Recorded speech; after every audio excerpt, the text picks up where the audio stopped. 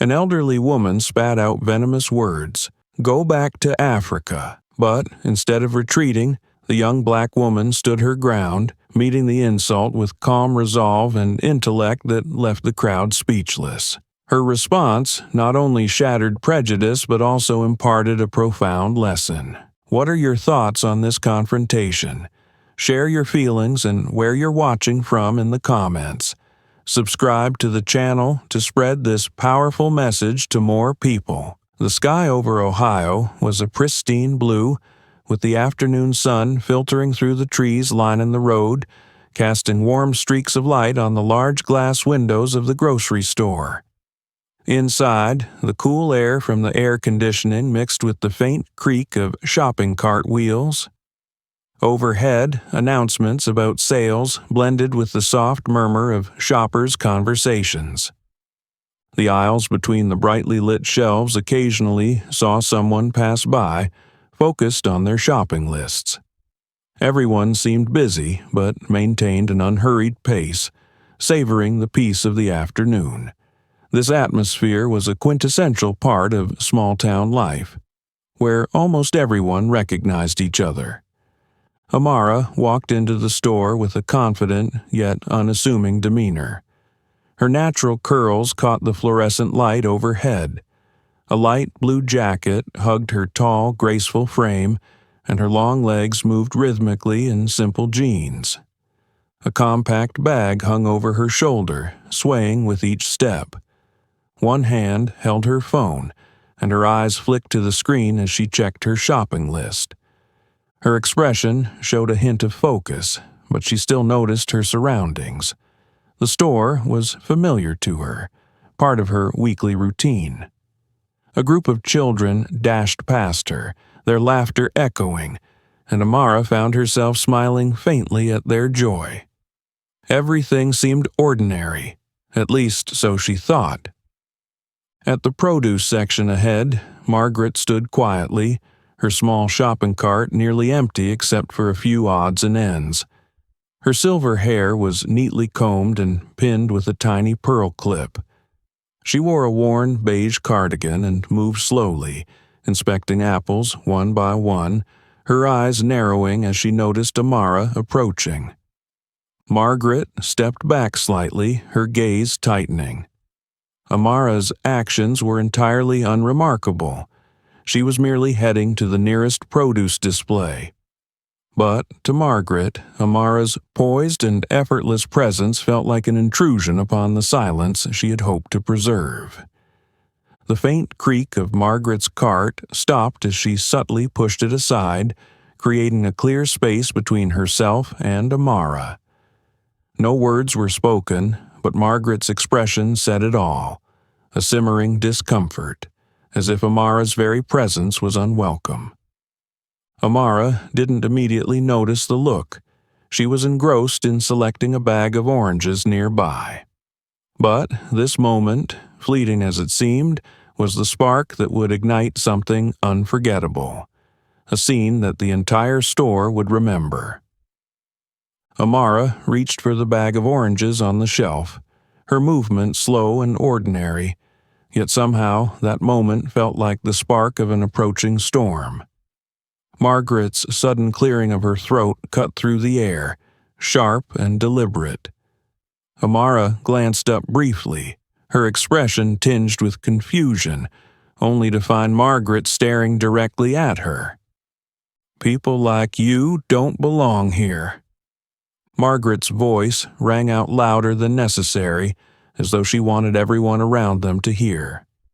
The sound shattered the calm, drowning out the store's background music and the hushed conversations nearby.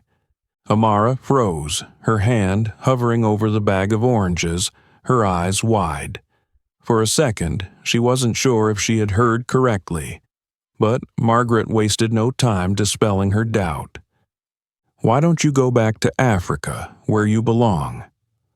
Margaret's next words carried not only a challenge but also a deep-seated disdain. She stood straighter, her hands gripping the edge of her shopping cart, her eyes gleaming with triumph. To her, those words seemed self-evident, needing neither explanation nor justification. Amara stood motionless. A mix of shock and pain coursed through her. Her heart pounded faster, as though rebelling against the injustice of the moment. Yet she remained still, her hand trembling slightly as it gripped the bag of oranges. Around them, a few shoppers paused. A middle-aged woman weighing cucumbers at a nearby counter glanced over briefly before quickly looking away, pretending not to hear. An elderly man nearby turned slowly, his expression a mix of discomfort and indecision, as though unsure whether to intervene. Margaret seemed to sense the attention, but instead of backing down, she raised her voice further. Her shoulders squared, her chin lifted slightly, and her gaze bore down on Amara with a mix of contempt and self-satisfaction. "This isn't a place for people like you. This is my country, our country," Margaret emphasized, her tone heavy with authority. Her words, like daggers, cut through the previously peaceful air, tearing apart the fragile quiet. Amara felt the silence around her deepen. She could hear the faint breath of a nearby woman, the slowing creak of a shopping cart, and the pounding of her own heart. She swallowed against the lump rising in her throat. Her wide eyes shifted from confusion to a resolute gaze, though she still held back her response. Margaret, noticing Amara's silence, seemed emboldened.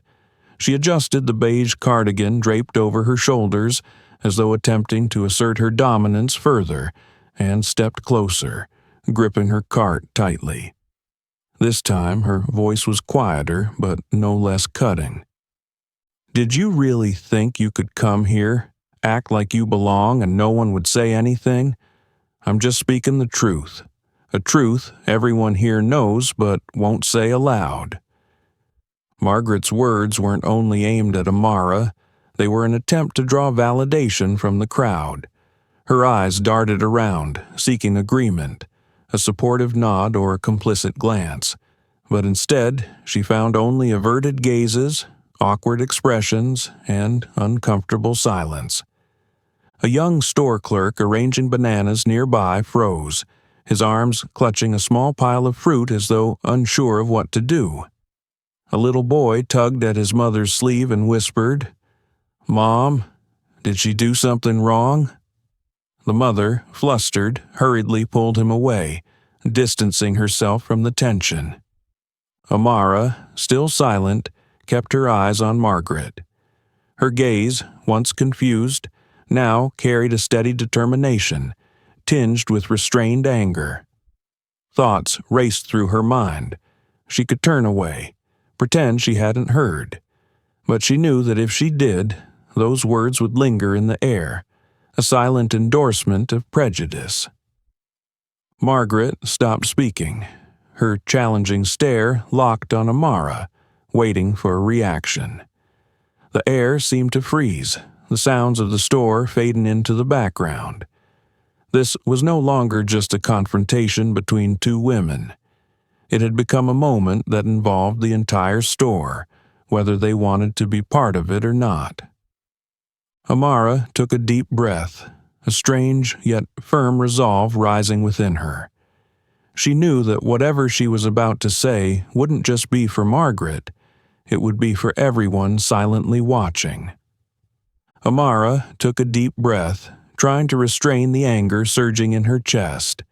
Her hands tightened around the bag of oranges in her basket, as if it were the only way to stop herself from reacting too strongly.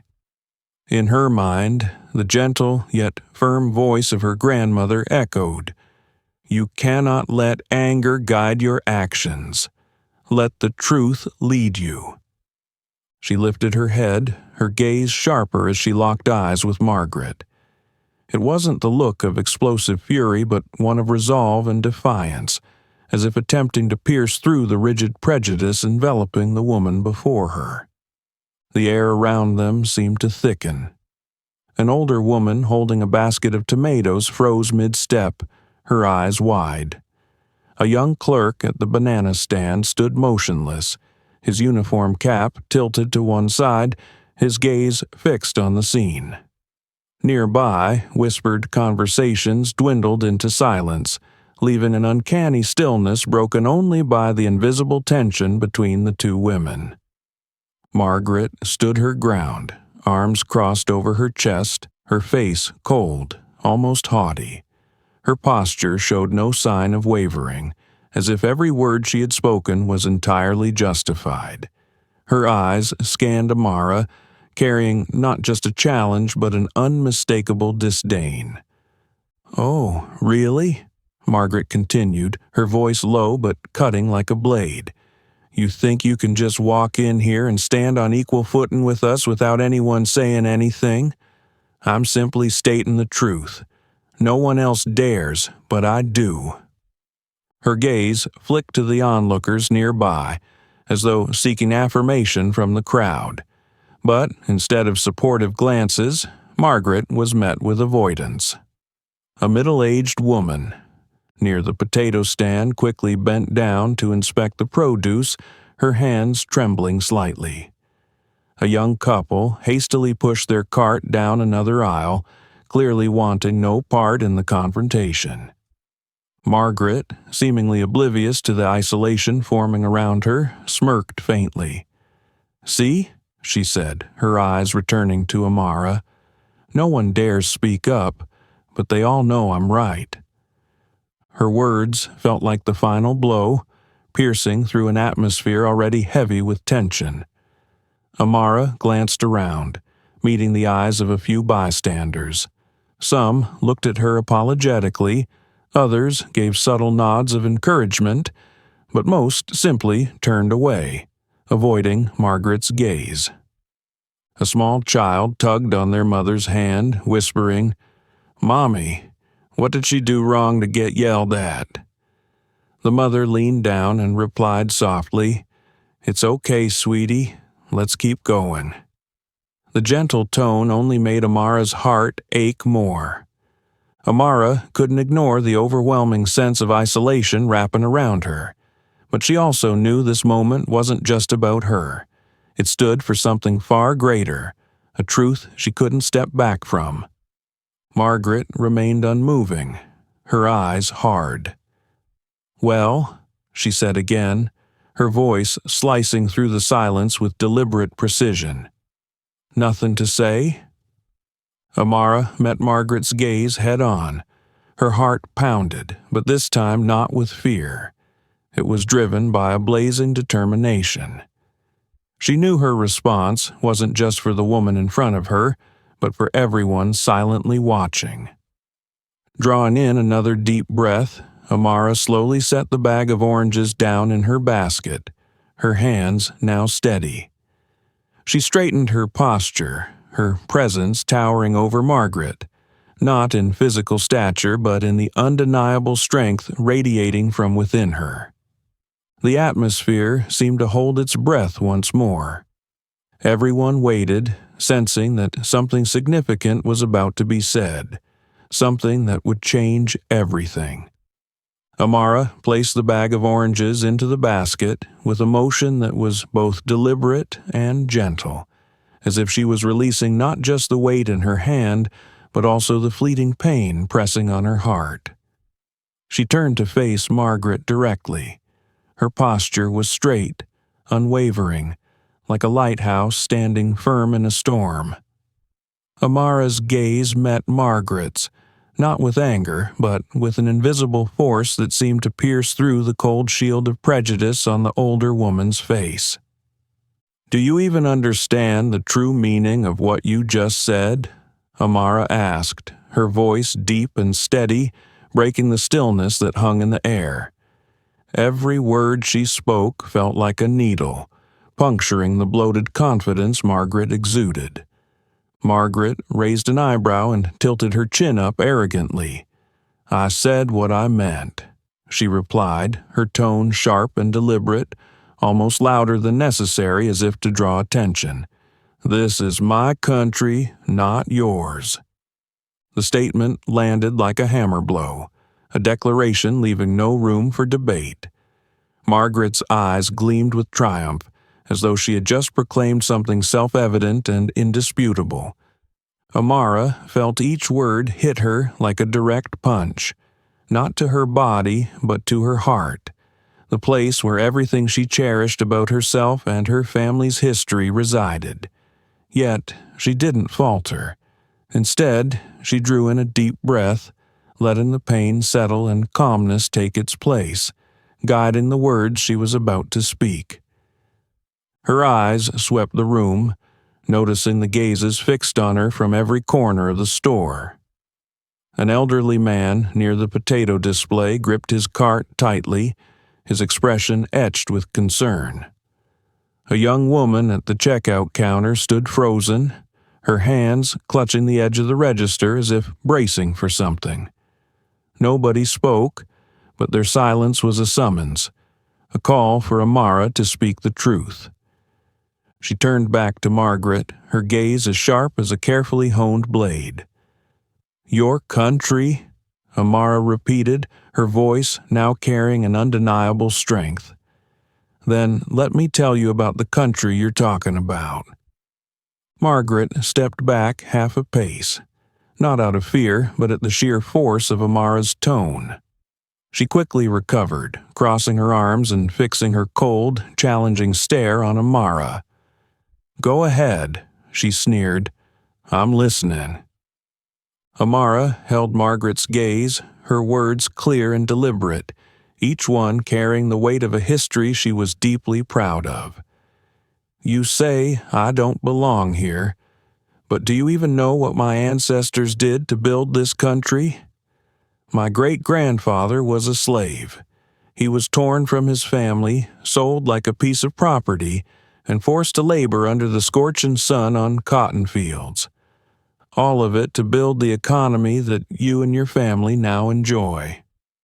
Margaret's posture stiffened, her lips tightening, though her eyes remained locked on Amara.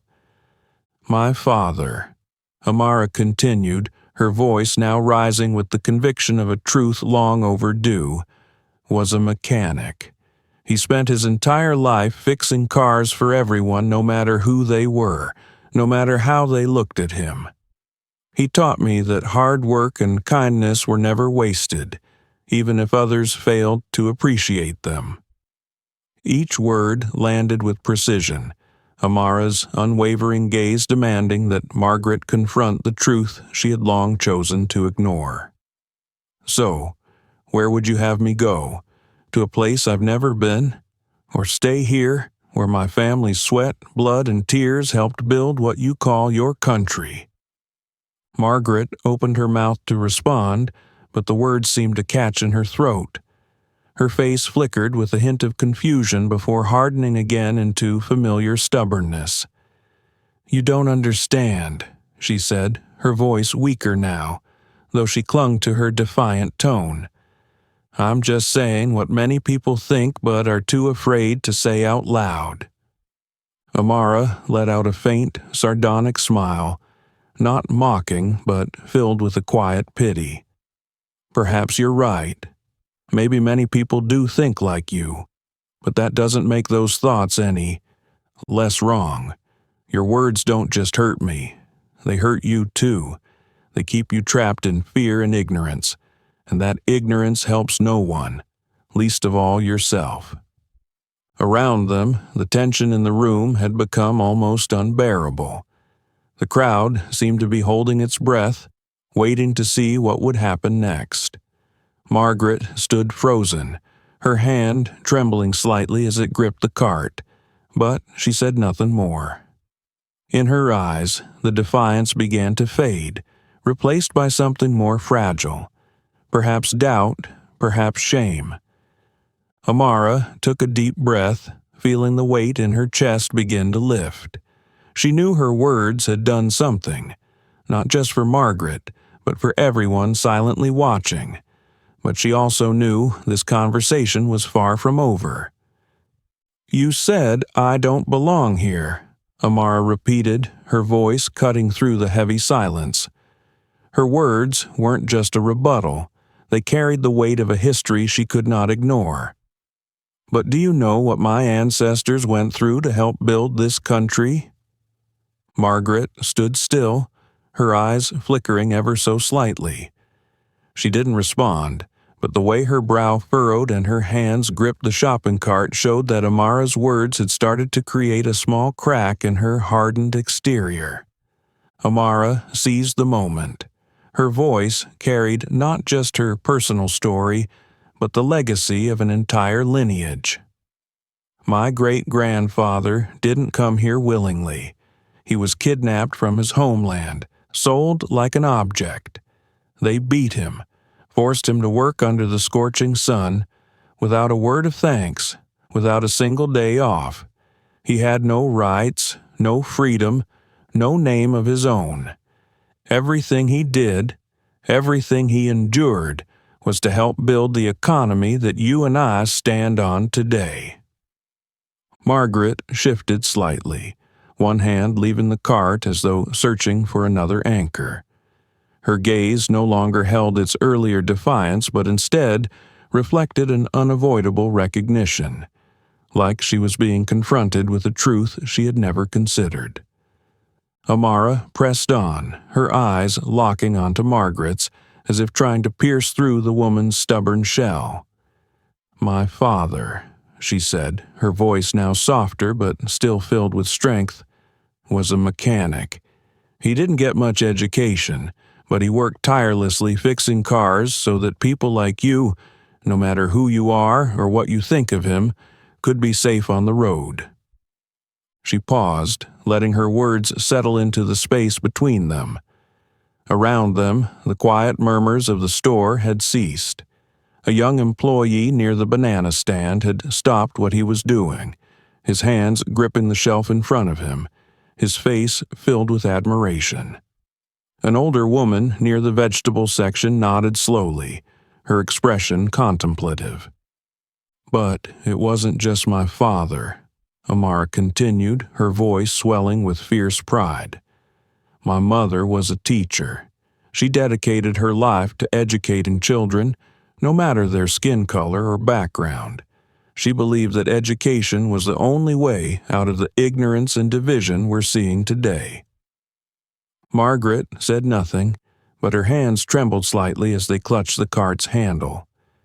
The confidence in her gaze had faded, replaced by hesitation. Yet there was still something in her stance, the way she held her back straight, the way she pressed her lips together, that suggested she wasn't ready to admit anything, at least not yet. Amara noticed but didn't waver. She knew that change didn't happen instantly, and that it sometimes required more than just words, but she also knew that what she was doing now was planting a seed for change. "So, you say I don't belong here?" Amara said, her voice lowering, her eyes still locked on Margaret. "But the truth is, I belong here more than you think. My family poured their sweat, blood, and tears into building this country. They didn't give up, even when they were treated like they were nothing. They stayed, not because they didn't have a choice, but because they believed in the promise of this country, the promise that we are all equal." A small noise broke the tension, the sound of a bag falling from someone's shopping cart.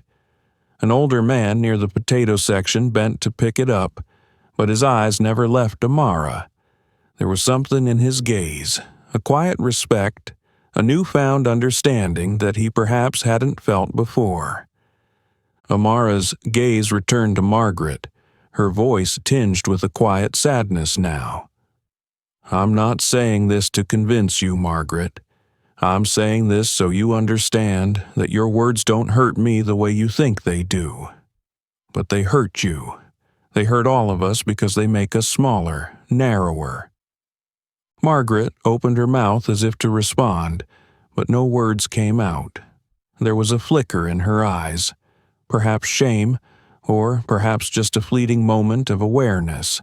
But before she could say anything, Amara turned away, her gaze sweeping over the small crowd that had gathered around them. "None of us are perfect," Amara said, her voice now resonating as though speaking to everyone in the store.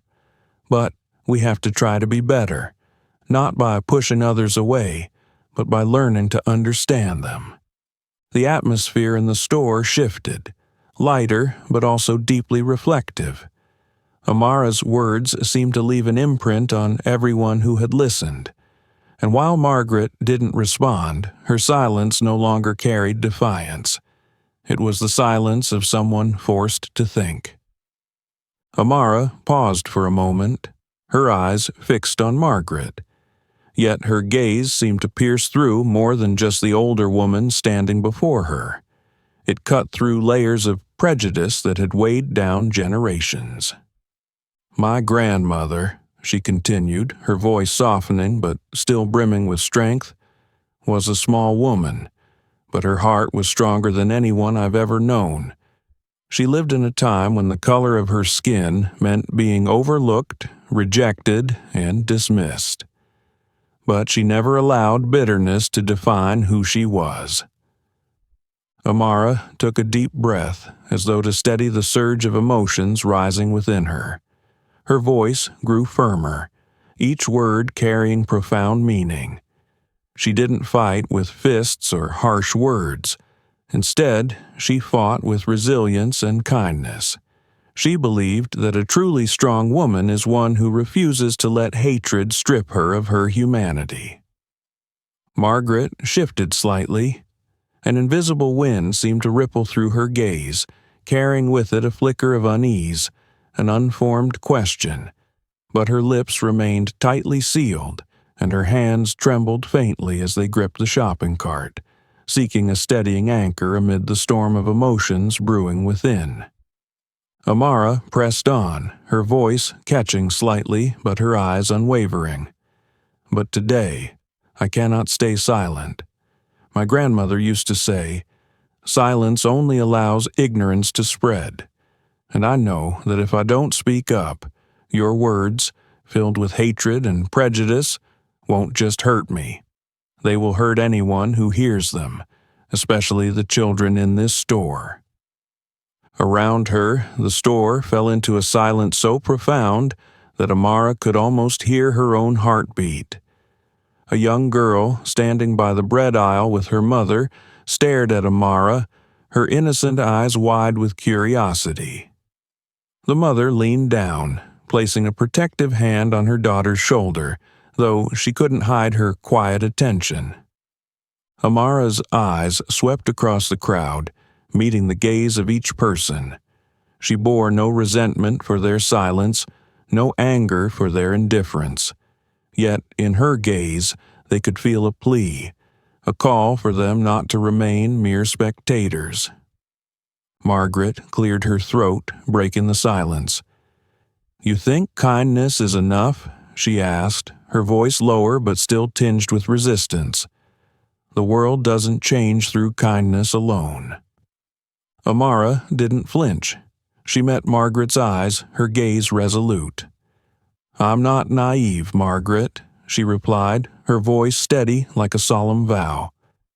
"I know the world doesn't change easily, but if we don't start with kindness, what will we change it with? Hatred? Violence? That will only trap us in an endless cycle, forever stuck at the starting line." Her words seeped into the air like water soaking into parched soil, softening the hardened layers of hatred and prejudice. Margaret didn't respond, but her eyes lost some of their sharpness. There was a flicker of uncertainty, subtle but undeniable, that Amara recognized. Amara exhaled slowly, feeling the atmosphere lighten slightly. She knew, however, that this wasn't about winning an argument. It was about planting a seed of reflection, of change. And she hoped, even just a little, that Margaret could feel that. Around them, a few people in the crowd nodded subtly, seemingly agreeing with Amara's words. An older man near the dairy aisle whispered something to his wife, admiration glinting in his eyes. A young cashier at the checkout counter unclenched her hands, standing a little taller, her gaze filled with quiet pride. Amara turned back to Margaret, her voice now gentler, almost a plea. "You don't have to agree with me, but you cannot deny that every word we speak, every action we take, leaves a mark. So why not leave a mark of kindness instead of a scar?" Margaret stood still, her eyes glistening faintly, though her lips remained pressed together, unable to form a reply. She stepped back half a pace, as if Amara's resolve was too much to confront in that moment. Amara knew she had said all she could. Now, all she could do was wait to see if her words would take root in Margaret's mind. But, regardless of the outcome, she knew she had done the right thing, not just for herself, but for everyone standing here, bearing witness to this moment. Margaret stepped back slightly, her movement slow but not solely because of her age. Her gaze flickered with a hint of confusion, no longer bearing the sharp and defiant look it once had. She glanced across the crowd as though searching for agreement, but instead she found only unfamiliar eyes, some filled with disappointment, others with a silent judgment. An older man, thin and silver-haired, stepped forward slightly from the dairy aisle. His voice resonated, deep and steady. "She's right. This isn't just your country. This is all of ours." The words fell like a stone dropped into a still pond. A few people in the crowd nodded subtly. Others exchanged glances that carried quiet agreement. Margaret, hearing those words, tightened her grip on the handle of her shopping cart, her hands trembling, whether from anger or another, less familiar emotion rising within her, she couldn't tell. She turned to look at the man, her gaze lingering longer, as if trying to discern something in his expression. But he merely looked back at her, his eyes free of judgment, filled instead with a quiet patience. In that moment, a hazy memory from Margaret's past surfaced, a vision of her father in his wartime uniform, standing up for a black comrade against prejudice. The image faded quickly, replaced by the years Margaret had spent growing up in an environment where biases were handed down as an unquestionable part of life. She had clung to those old beliefs, but now Amara's words, paired with the crowd's quiet agreement, had unsettled them. "Our country," Margaret murmured, almost unaware she had spoken aloud. Her lips quivered slightly, but she fought to keep her voice steady. Amara, standing a few paces away, watched Margaret's every subtle movement. She said nothing, letting the silence unfold naturally. Amara understood that sometimes silence held more power than words. It gave people the space to confront themselves. Margaret drew in a deep breath, trying to reclaim her composure. Yet, as her eyes scanned the room, they landed on a young woman at the checkout counter, her face glowing with admiration as she looked at Amara. Margaret's gaze then settled on an older woman near the produce section, who gave a quiet nod. She felt surrounded by meaningful looks, no one pressing her, but all speaking the same truth. She was wrong. Margaret turned back to Amara, her expression now stripped of hostility. Instead, it bore a vague and unnameable emotion, perhaps shame, perhaps wonder. Margaret hesitated, her lips moving as though to say something, but no words came.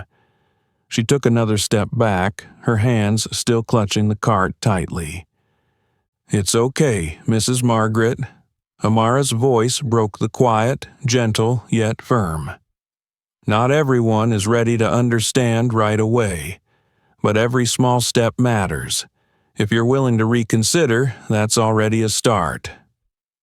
The words carried no accusation, no anger. They were simply an invitation for Margaret to open her heart and think differently. Margaret didn't reply, but her eyes softened just a little. She gave Amara one last look before turning away, slowly pushing her cart down another aisle, as though she needed the space to reflect. Around them, the atmosphere gradually eased. A few people in the crowd let out quiet sighs of relief. A young woman placed a hand on Amara's shoulder, her eyes full of gratitude. "Thank you," the woman said softly. "You spoke for all of us." Amara smiled, offering a gentle nod, but she knew that her smile wasn't one of triumph, it was one of hope. She understood that whether Margaret changed or not, speaking up had planted a seed for greater change, and sometimes a single seed was enough. Amara took a step closer, moving nearer to Margaret. Her voice was gentle but carried the weight of sincerity. "You don't have to agree with me," she said, her gaze fixed on Margaret's wavering eyes, "but you need to understand that your words can hurt others far more deeply than you realize." Margaret stood motionless, as if the full weight of those words had just fallen upon her shoulders. Her lips moved, as though to protest, but no sound came out. She raised a hand to adjust the cardigan draped over her shoulders, a familiar gesture that seemed to comfort her. Her eyes flicked toward the surrounding crowd, where all gazes were now trained on her. No longer was there any agreement to cling to. "Mrs. Margaret," Amara continued, her voice flowing through the heavy air like a warm current, "I don't hate you. I'm not angry with you. I just hope you'll think it over. Your words today didn't just hurt me. They hurt you, too. And I believe you're better than that." Margaret drew a deep breath, though it sounded more like a desperate attempt to hold on to the last shred of authority she had. Her hands trembled slightly as they gripped the handle of her shopping cart. Her mind was a tangled mess. Part of her clung to her old beliefs, but another part began to see the cracks in them. "I didn't mean to," Margaret suddenly blurted out, her voice small and hoarse, almost like a plea for self-justification. I just said what I thought." Amara tilted her head, her eyes now lacking the sharpness of a rebuttal, and instead showing the empathy of someone who understood. "Sometimes what we think isn't necessarily right," she said, "but that doesn't mean we can't change. Everyone can be better, including you." Margaret fell silent. Her eyes grew misty, as though part of her had just confronted a truth she had long avoided. But instead of continuing the conversation, she turned and walked away with a slow, heavy gait. Her shopping cart, filled with items, was left behind, standing forlorn in the aisle. Around them, the atmosphere lightened slightly. A few people in the crowd began to move again, murmuring to each other in hushed tones.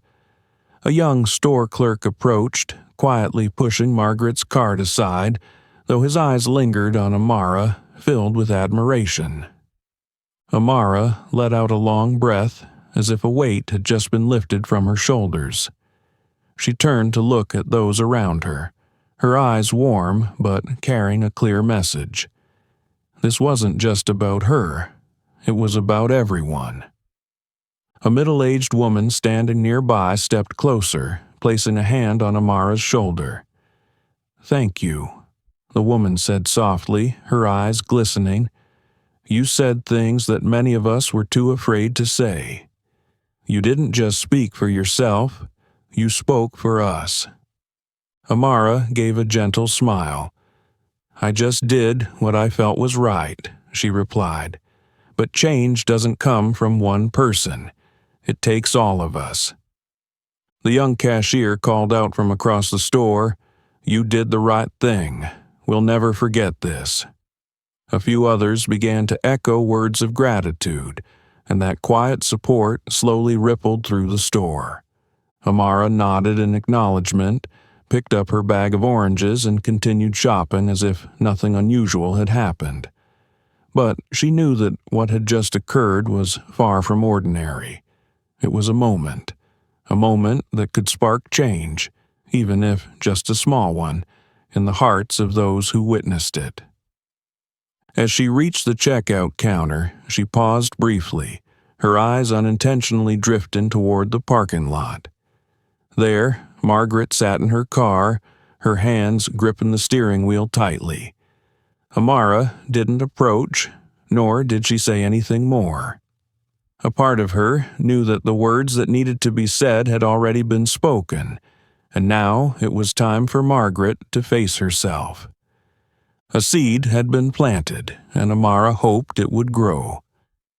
A moment of stillness enveloped the space, as if everyone needed time to absorb what had just happened. But then, the silence was broken when a young cashier stepped toward Amara, her eyes welling with tears, her voice trembling slightly. "Thank you. No one's ever dared to stand up like that here before." The girl's words, though soft, carried a power that reverberated through the room. It was like a spark igniting a hidden flame within those around her. A middle-aged woman near the produce section started clapping, hesitantly at first, but meaningfully. An older man standing nearby looked around, then slowly joined in. What began as scattered claps soon became steady and strong, spreading throughout the store. A few people even shouted, "That's right," and "Thank you." The sounds weren't just for Amara, but for the truth she had stood up for, a truth many had silently hidden or been too afraid to voice. Amara bowed her head slightly, saying nothing more. She didn't need to. The crowd's solidarity spoke for her. She picked up the bag of oranges, dropped it into her cart, and continued shopping as if nothing remarkable had occurred. Yet every step she took, every small gesture, carried an undercurrent of quiet strength, the strength of courage and conviction. As Amara moved through the aisles, an elderly woman near the dairy section spoke to the person beside her, her voice reflective, but filled with emotion. "I never thought anyone would dare speak up like that. She's truly strong." The man standing next to her nodded. She didn't just speak for herself. She spoke for all of us who've stayed silent for too long. Over by the bread section, a little boy tugged on his mother's hand, his wide eyes full of curiosity. "Mom, why was that lady yelled at?" The mother crouched down, her gaze tender but tinged with a hint of shame. "She didn't do anything wrong, sweetheart," she replied. "She was just standing up for herself and others." She glanced up, her eyes following Amara as she walked away, as if drawing strength from her example. Not far away, a small group of store employees huddled together, whispering among themselves. One of them, a young man wearing a store cap, murmured, "She's really brave. Next time something like that happens, I don't think I'll stay silent." This ripple effect, through glances, words, and even the smallest gestures, began to create a chain reaction. Those who had witnessed the moment didn't just silently agree but started questioning themselves. Had they done enough to speak up when it mattered? Meanwhile, Margaret remained at a distance, standing near the checkout counter by the entrance. She didn't join in the applause, nor did she move. She simply stood still, her eyes fixed on Amara from afar, a complex expression on her face that no one could quite decipher. Part of her clung to her old beliefs, but another part felt them beginning to crack. She looked around and saw faces she once thought would align with her, now shining with admiration for Amara. A strange feeling crept into Margaret's heart. Not just isolation, but a nagging fear that she had been wrong all along. The applause gradually subsided, but its echoes lingered.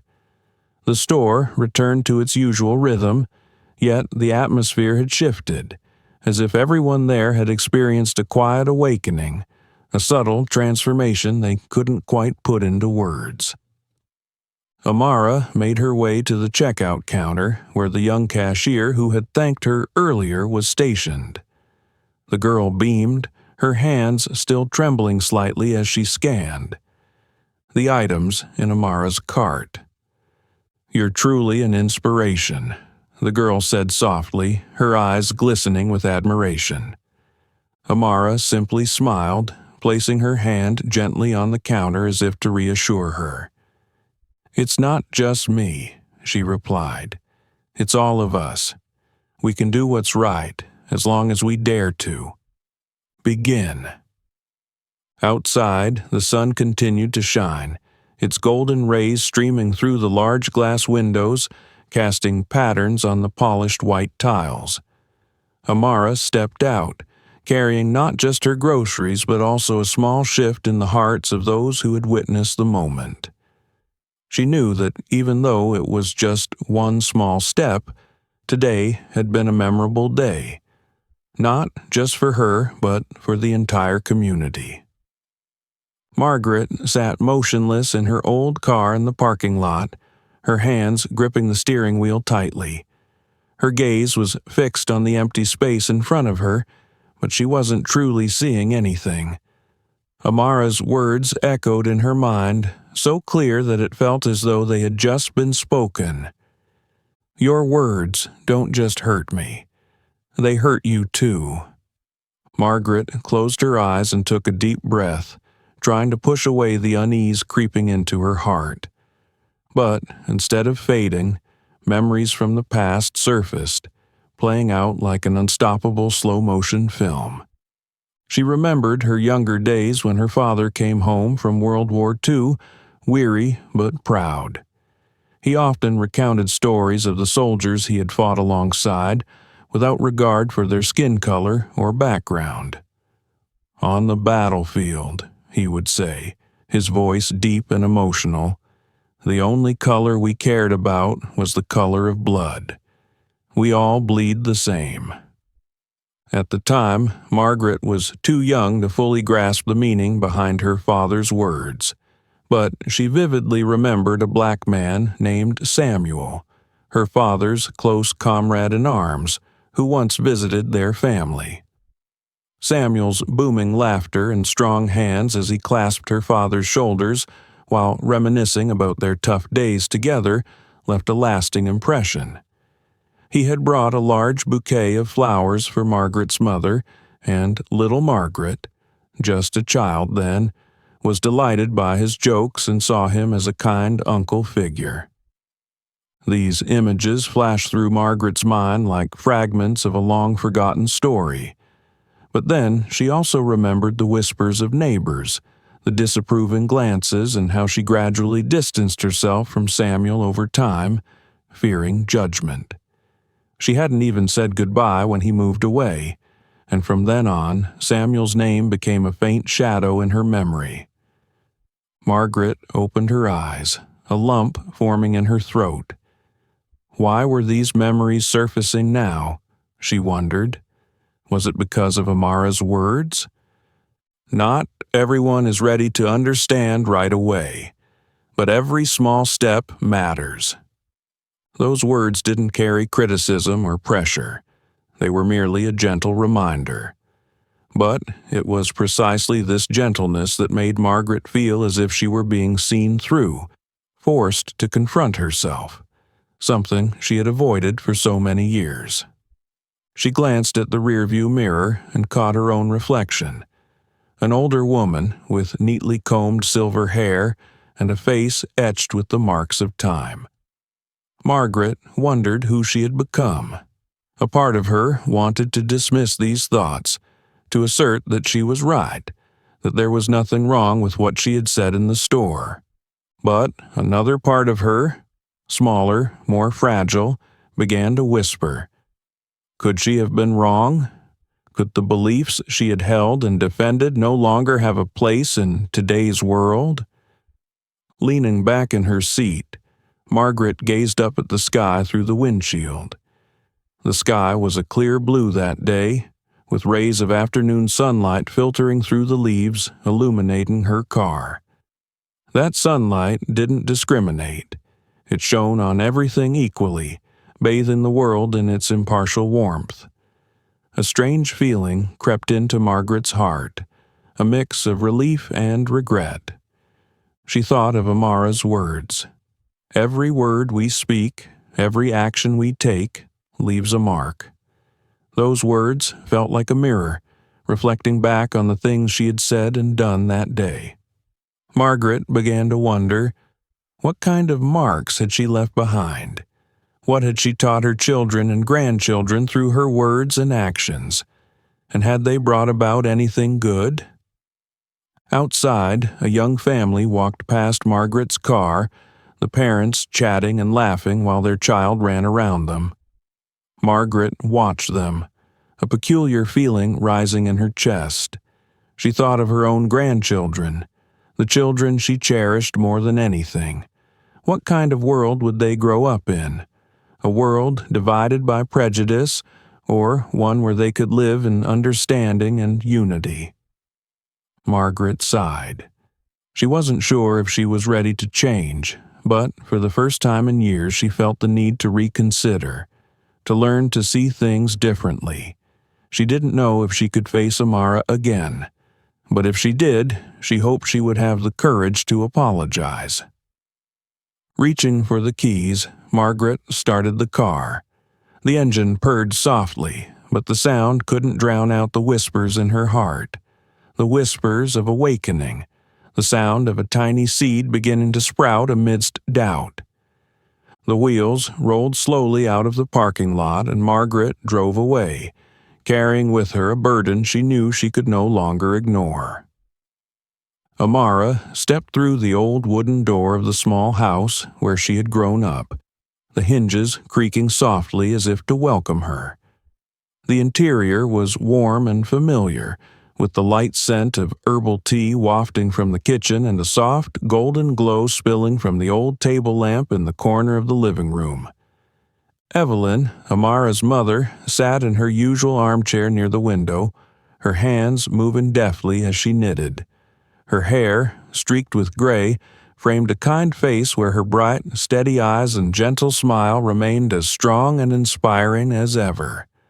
She looked up as her daughter entered, setting down her knitting and squinting slightly, as if trying to read Amara's mood through her posture. "You're home," Evelyn said, her voice gentle but laced with deep concern. "How was your day, my love?"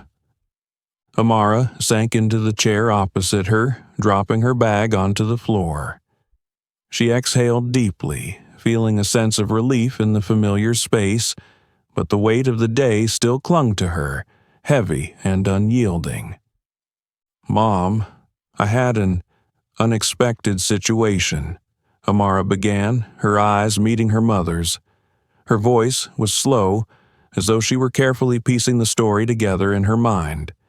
Then she recounted everything, from Margaret's biting words, her initial reaction, to the words she had spoken in front of everyone. Evelyn didn't interrupt. She simply listened, her eyes never leaving her daughter's face. Occasionally, her hands clenched softly in her lap, but she said nothing, allowing Amara the space to unburden herself. When Amara described the moment the crowd started clapping, Evelyn's eyes sparkled with pride, though she tried to keep it subtle. When Amara finished, Evelyn leaned forward and clasped her daughter's hands.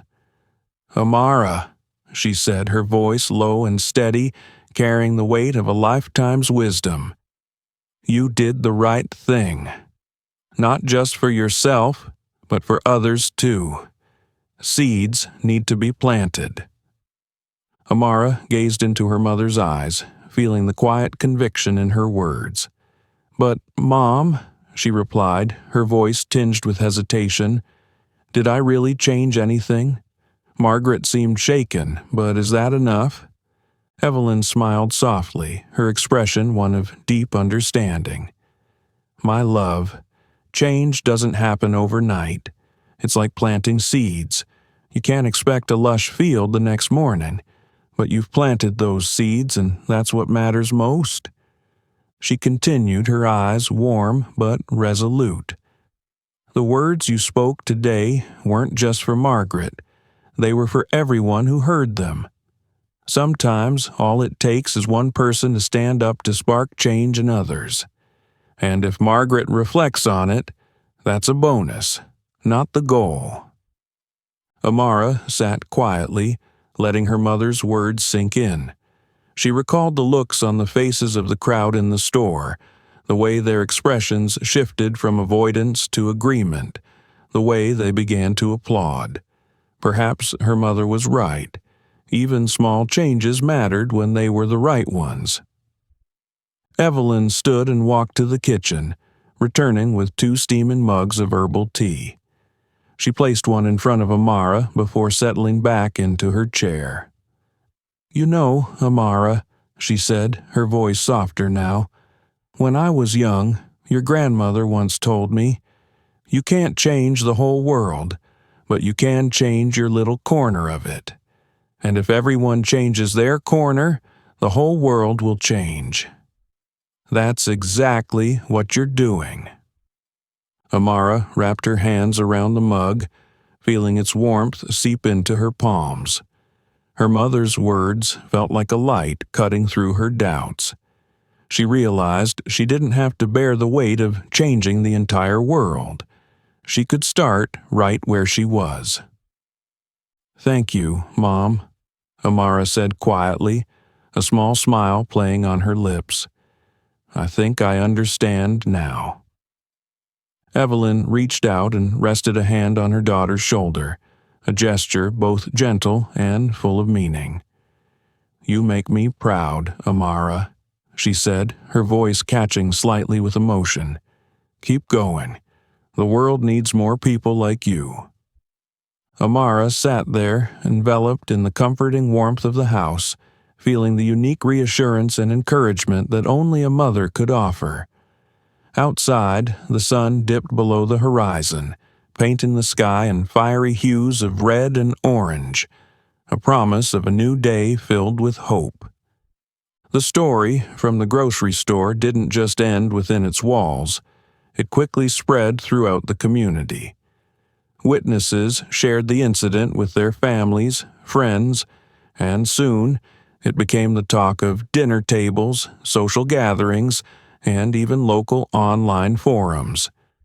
But what truly gave the story its power wasn't just Amara's bravery, but the way she responded to hatred with compassion and kindness. Conversations began to spark. At the small-town cafe, where people gathered every morning, a group of older patrons discussed the story animatedly. She said things I'd never even dared to think about, admitted an older man, previously known for his conservative views. But I have to say, she's right. We can't keep living with those prejudices forever. At schools, teachers started incorporating the story into lessons on respect and unity. One history teacher, after hearing the story, dedicated an entire class to discussing the contributions of Black Americans to U.S. history. Remember this, the teacher said, each of us plays a role in building a better society. Never underestimate the value of anyone. As for Margaret, she no longer felt the same comfort as before. In the days that followed, Amara's words echoed in her mind. Hatred only makes us smaller, but kindness helps us grow. At first, she tried to brush off those thoughts, convincing herself she had done nothing wrong. But the more she resisted, the more exhausted she felt. Every time she remembered the disappointed but not hostile eyes of the crowd, her heart grew heavier. Margaret began to read more, not to prove herself right, but to understand what she had never cared to learn before. One day, she stumbled upon an old book about the civil rights movement. She read page after page, feeling as though the beliefs she once held were being peeled away layer by layer. She began to understand that the freedom she enjoyed wasn't simply handed to her, and people like Amara had played a significant role in shaping a fairer America. But change didn't come easily. She still felt discomfort every time she faced the reality that she might have been wrong. Yet, memories of her father's black comrade from his army days began to resurface, reminding her that compassion knows no color. One morning, Margaret decided to do something she never thought she would. She picked up her phone and searched for the number of a local women's group that hosted cultural understanding sessions. With trembling hands, she dialed the number. "I'd like to join," she said briefly, but her voice was filled with determination. She started attending the meetings, listening to others' stories, especially those from communities she had previously ignored. At first, she didn't know what to say, but little by little, she began to share, not to justify herself, but to acknowledge and learn. Margaret didn't change overnight, but the seeds Amara had planted in her heart began to grow. Though there was still much to confront, she knew she was on a journey to becoming a better version of herself. As for Amara, she didn't seek recognition. She returned to her everyday life, but the incident at the grocery store had left a profound impact on her. One day, she received a letter from Margaret. In the letter, Margaret didn't directly apologize, but her words were sincere. "Thank you for speaking up that day. I'm not sure I'm ready to change completely, but you've made me think, and sometimes thinking is the best place to start." "Margaret?" Amara read the letter and smiled softly. She knew her actions weren't about winning or changing someone immediately, but if someone like Margaret could begin to reflect, it was already a significant step forward. As time passed, stories of understanding, kindness, and compassion continued to ripple through the community. In places where people once avoided discussing sensitive topics, open and heartfelt conversations began to emerge. One evening, as Amara walked through the park, she saw a group of children playing on the grass, unbothered by differences in skin color or background. The sight reminded her of her mother's words, "Every seed you plant will bring a good harvest, whether you see it or not." Amara walked on, her heart filled with hope. She knew the journey ahead was still long, but she also knew she wasn't alone. This community had changed, and from these small changes, a brighter future was taking shape. The story of Amara and Margaret reminds us that change begins with courageous conversations and acts of kindness, no matter how small. None of us are perfect, but we all have the opportunity to learn and become better versions of ourselves. Sometimes, a single heartfelt word is enough to plant a seed of hope and change someone's heart. What about you? If faced with a similar situation, would you choose silence or speak up to defend truth and compassion? Share your thoughts in the comments. We'd love to hear your story. If this story moved you, please like, share, and subscribe to help spread this message to more people. Together, we can create a better world.